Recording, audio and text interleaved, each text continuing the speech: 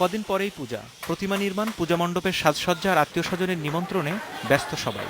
সেই আমেজে জয়পুরহাটের ৫ উপজেলায় অন্তত ৩০০ মন্দিরে এবার পালিত হবে দুর্গোৎসব। শারদীয় দুর্গোৎসবে খুব ভালোভাবে চলছে, প্রতিমা কাজ চলছে।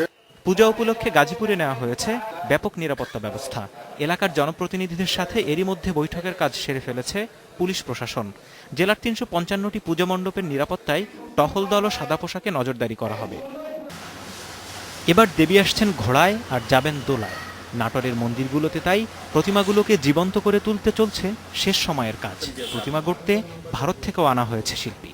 আমাদের প্রতিমার দাম মূলত উপরে ৫০,০০০ এবং নিচে ২০,০০০ পর্যন্ত। ভারতের কৃষ্ণনগরের একটা মন্দির অনুকরণ করে আমাদের মণ্ডপটা এবং প্যান্ডেল তৈরি হচ্ছে এবং প্রতিমাটা কৃষ্ণনগরের পালি তৈরি করতেছে।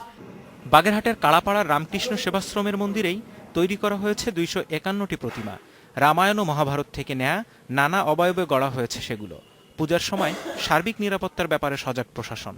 এই জেলায় যাতে প্রত্যেকটা পূজা মণ্ডপে সুষ্ঠু, সুন্দরভাবে এবং নিরাপদে পূজা অনুষ্ঠিত হতে পারে তার ব্যবস্থা গ্রহণ করব। এছাড়া হবিগঞ্জ, ফরিদপুর, নড়াইল ও ঝিনাইদহেও জাঁকজমকের সাথে দুর্গোৎসব পালনে চলছে নানা প্রস্তুতি। Jahidul Bashar, independent news.